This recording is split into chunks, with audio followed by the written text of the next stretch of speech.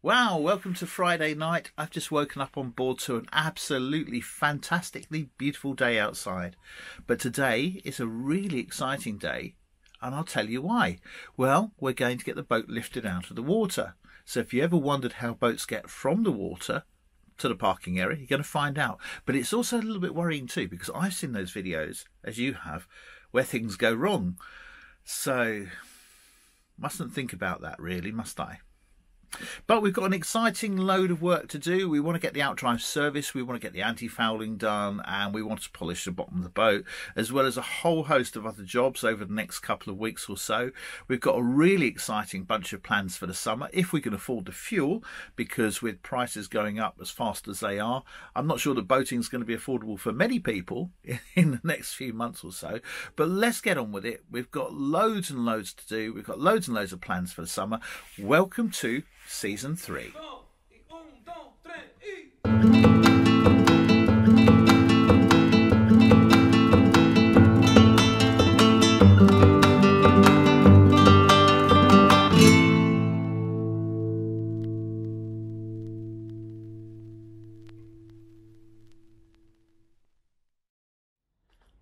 And for the first time this year, I'm going to get these cushions back where they belong.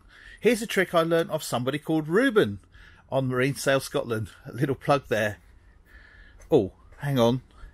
I haven't quite got the click. There we go. Our appointment for being lifted out of the water was quite early, but the first part of my plan was to go around to the fuel dock and brim the tanks as full as I could. Fuel prices in the UK have been going through the roof, and I had absolutely no idea where they were going to top out, so I thought it was a wise decision to take. So, on another beautifully sunny morning, I left the berth, pootled my way over to the fuel berth, and then onward to the lifting crane. It's like a summer's morning here, but the only problem when the weather is so calm and the water is so still, the pollution just carries around the marina. Look at this, that's just oil and waste. That's a really sad sight. However, something floating away down there, I'm not sure what that is. What a beautiful morning to get your boat lifted out of the water.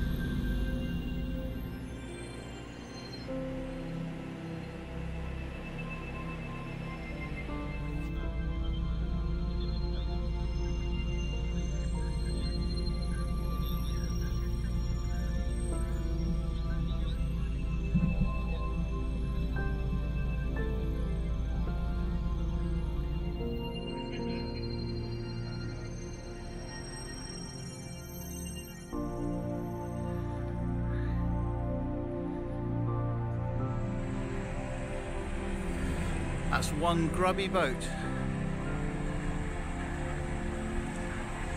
With the boat safely out of the water, it was good to see that the anti-foul had done such a good job.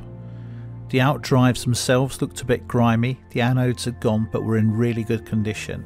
So, with just a really good pressure wash, it was ready to get the boat round to the yard and stood up so that we could start the preparation for the maintenance schedule ahead.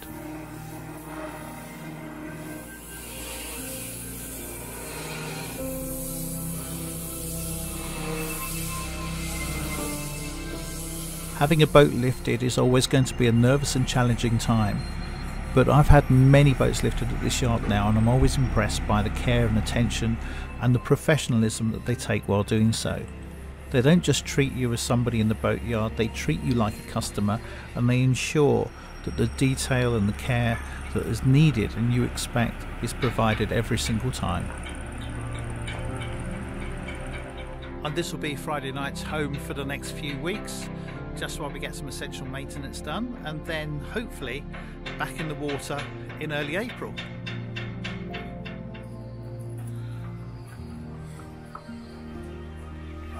Yeah, you got it, yeah?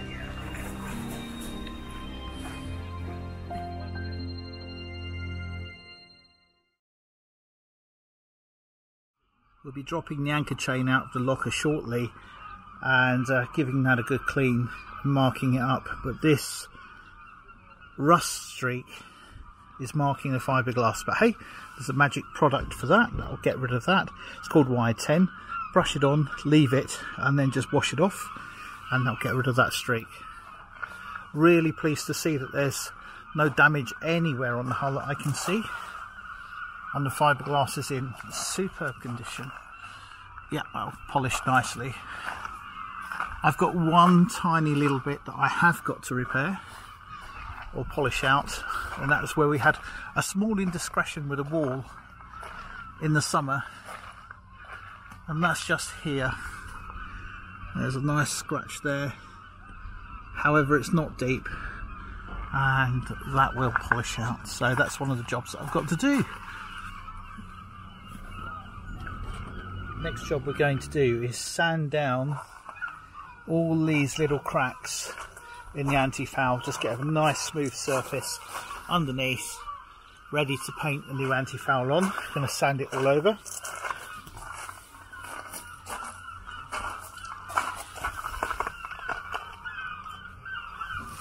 Looks like the last time this was anti-foul they took it up about an extra inch, which is a bit disappointing, but it's very flaky around the front here. I'm going to have to sand off quite a large amount of this anti-foul before we can get a good coat on there. Also in the tunnel, I'm going to have to get my hands in there and basically just scrub that so the bow thruster tunnel's clear. That's pretty good though.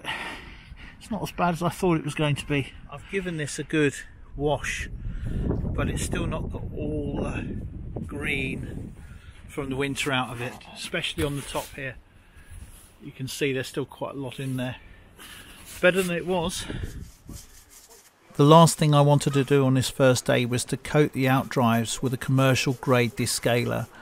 This gets rid of most of the grime and certainly most of the crustaceans that are built within it.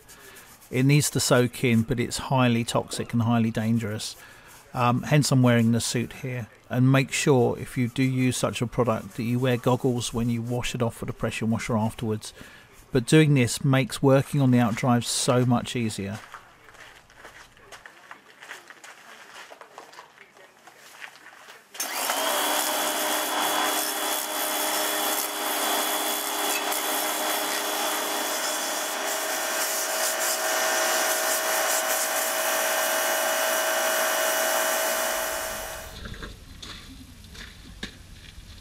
So I'm just refinishing the props here. I'm sanding these off, and where you've got an edge that's damaged here, I'm sanding that edge out. The reason for that being is when you've got damage to the edge of a blade like you have here, that's the area where it's going to start corroding and you're going to start seeing electrolysis eating into the blade.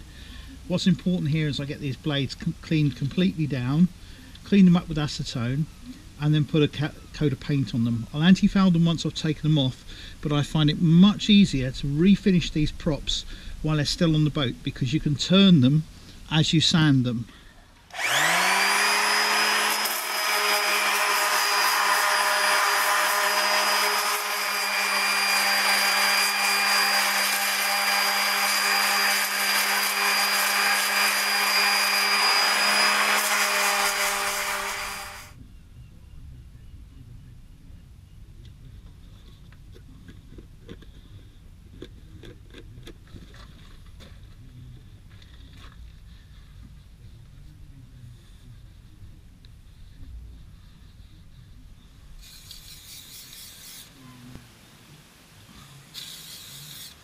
When I get these home, I'll wet and dry these down again and flat them off.